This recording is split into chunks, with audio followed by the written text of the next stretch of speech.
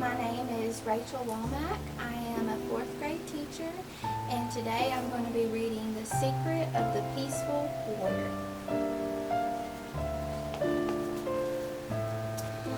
On a crisp morning in autumn, in a town not far away, Danny Morgan sat gazing out of the kitchen window at his new neighborhood. Gone were his familiar backyard and his old friends. Today was his first day at East Side School. Part of him was excited, but another part was afraid. From the next room, his mother called out, "Finish your breakfast, Danny. The neighbor's boy will be here any minute to walk you to school."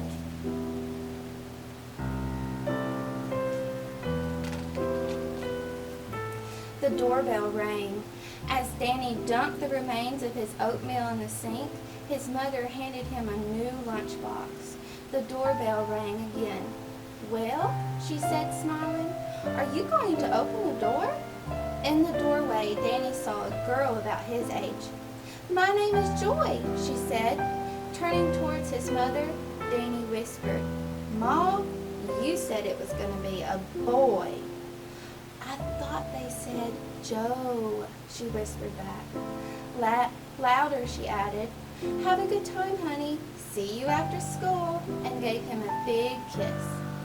Blushing, Danny wiped the kiss off his face and turned to Joy and said with a sigh, "Okay, let's go." They walked past Baker's Pond, past a row of old houses, and across the railroad tracks when suddenly Carl Brady, the school bully, stepped out from behind a parked car and blocked their path. Danny tried to walk around him, but the older boy reached out and grabbed Danny's lunchbox. He tore it open and looked inside. Disgusted, he threw the box on the ground and scattered the contents over the sidewalk. He turned to Danny and snarled, "Where's your money?"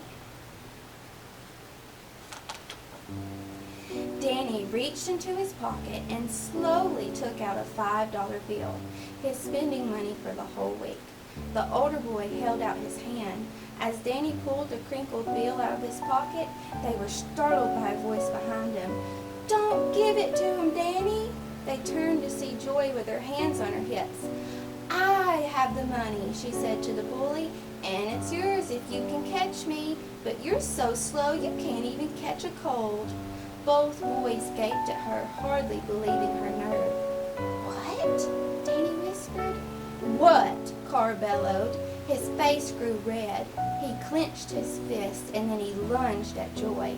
She just laughed and dodged him and ran towards school.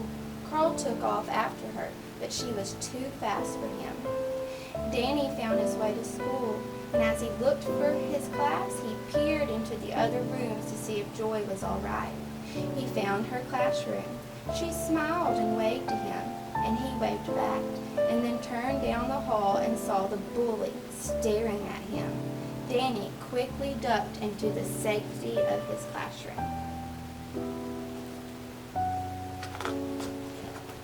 At lunch, Danny found Joy sitting on the lawn, opening her lunch.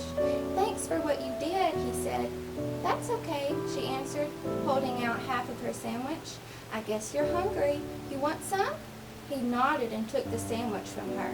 As they ate, he looked across the schoolyard and saw the bully shooting baskets by himself. He used to have a few friends, Joy said, and then his father ran off and his mother left him with an uncle or somebody like that. Since then, he's always alone. Everybody's afraid of him. "Except you," Danny said. "I can outrun him," Joy smiled. "How'd you learn to run so fast?" Danny asked. "My grandfather taught me." Danny hesitated and then asked, "Do you think he could teach me too?" Joy shrugged. "I don't know. You can ask him. He lives over there," she said, pointing to an old house across the street. "He's a gardener," she asked. "His name is Socrates."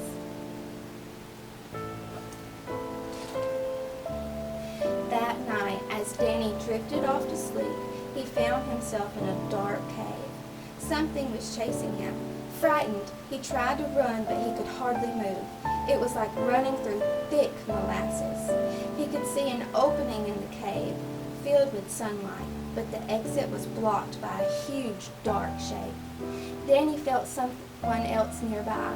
He turned and saw an old man with white hair reaching out to him. "Who are you?" Danny asked. The old man only smiled. Danny woke up. It was morning.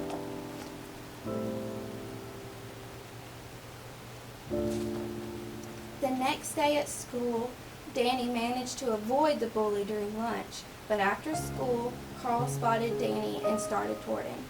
Danny quickly crossed the street, but the older boy was closing in. In a panic, he ran some steps and pounded on the door, and then he realized it was where Joy's grandfather lived. The door opened. Danny grasped as he saw what he saw in the doorway. It was the old man in his dream. The old man smiled at Danny and then down at Carl waiting below. "I'm Socrates," he said. "I guess you're Danny." How did you know my name?" Danny stammered. Instead of answering, Socrates handed Danny a bushel basket. "I'm going to pick a few apples in the front yard. I could use some help." Glancing back toward Carl, Danny decided to follow the old man into the safety of his yard.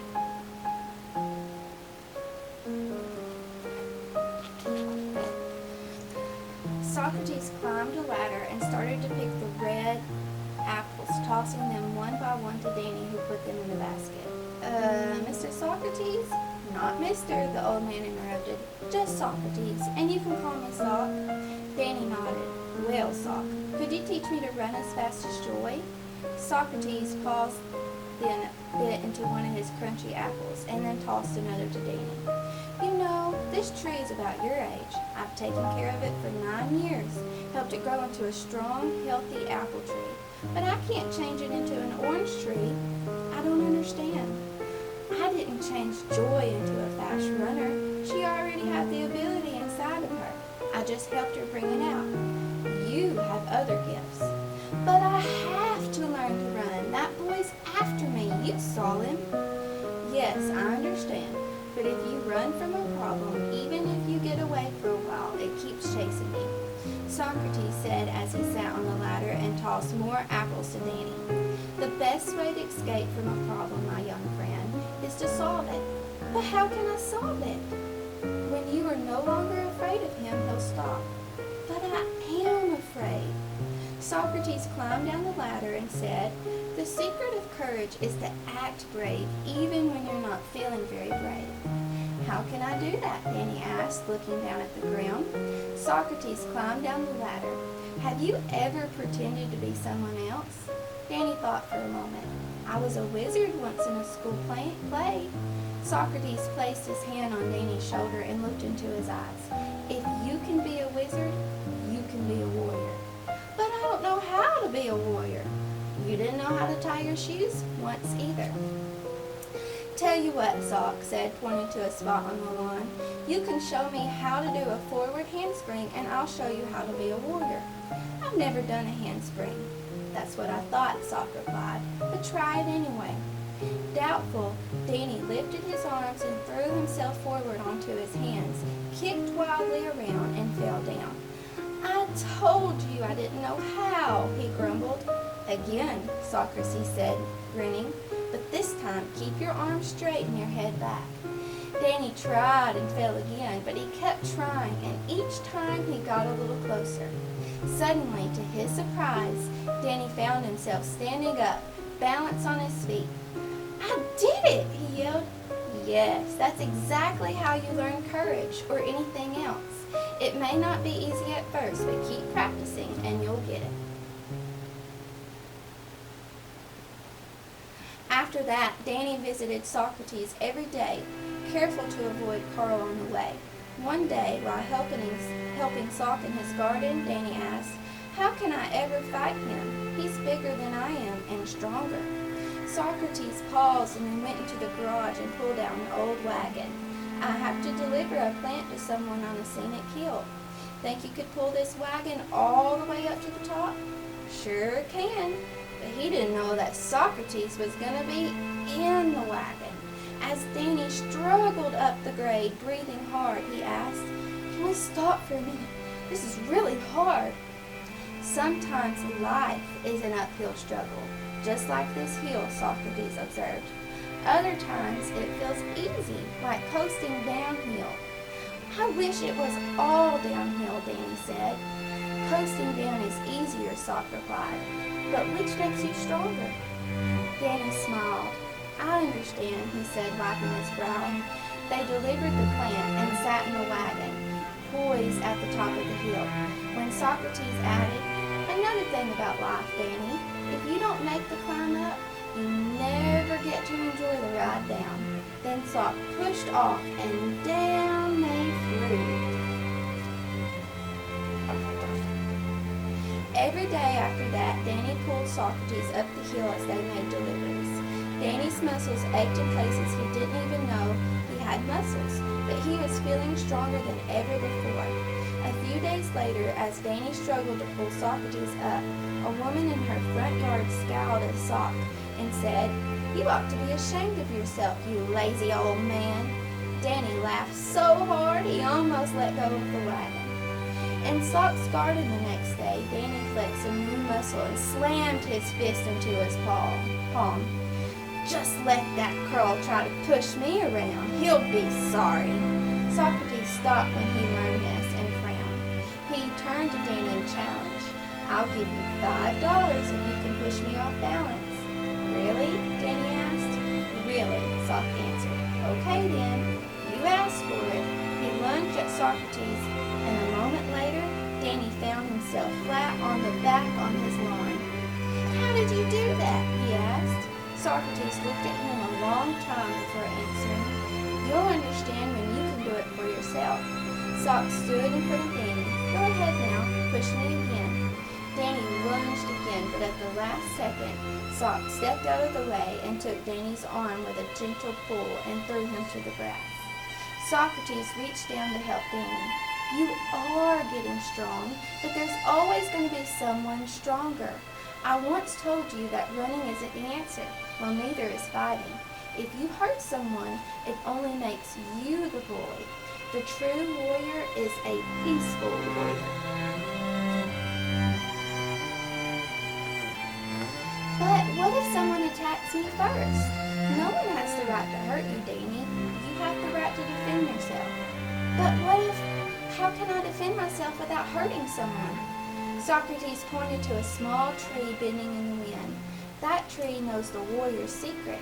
If it resists, it may break, so it bends with the force." Never resist someone's force, Danny. Use it. They pull, you push. If they push, you pull. And remember, if a railroad train is coming your way, get off the tracks. Deal with whatever happens this way, and your life will be easier. "Okay," Danny said. "Try to push me this time." And for the next few weeks, Danny practiced getting off the tracks. It wasn't as easy as it looked, but he learned the value of practice, and one day he sent Socrates sprawling. This time, it was Danny's turn to help Socrates up. Socrates smiled.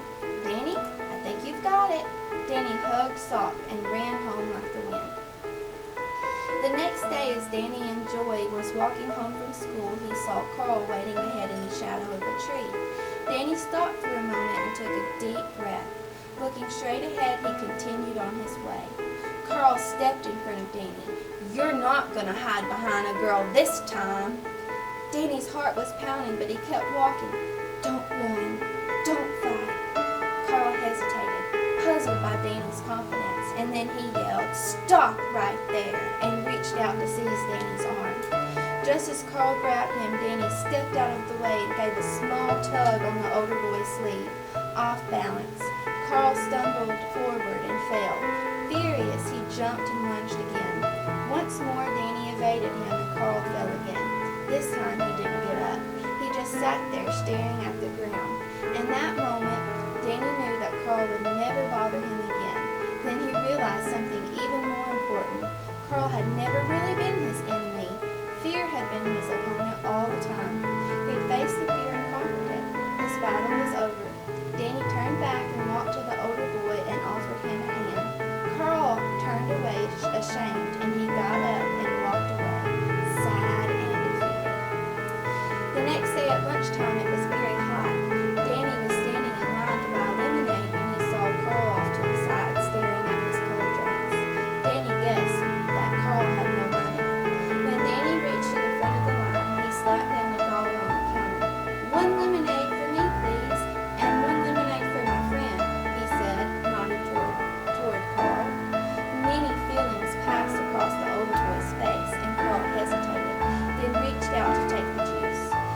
started to say something but couldn't find the right words, so he just nodded and turned away.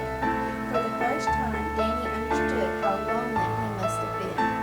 A few days later, after school, Danny saw Carl shooting baskets alone as usual. Danny approached him and took a deep breath and spoke. "You really do have a great hook shot. I've never been able to do one." Carl stopped shooting. He gazed at Danny, but his attention was deep inside himself, as if deciding something important. Finally, with difficulty, he spoke. "A hook shot isn't hard. It just takes practice. Come here, I'll show you." Joy was leaving her class when she saw them playing. She watched from a distance for a while and then approached. "Could I play?" Carl stopped shooting. He glared at her and said, "Nothing." Then his face softened into a smile. "Sure," he said, throwing her the ball. "Any friend of Danny Morgan is a friend of mine." That night, Danny's dreams took him again into a dark cave. Socrates was nowhere in sight, only the shadow figure, blocking the way out, but this time it wasn't so big. And this time Danny knew the secret. He didn't run, he didn't fight, he faced it squarely, his arms open wide, and walked toward the light at the end of the tunnel. As he passed through the dark shape of fear, it became transparent and glittered for a moment, then vanished because no fear can withstand the courage and love of a peaceful warrior.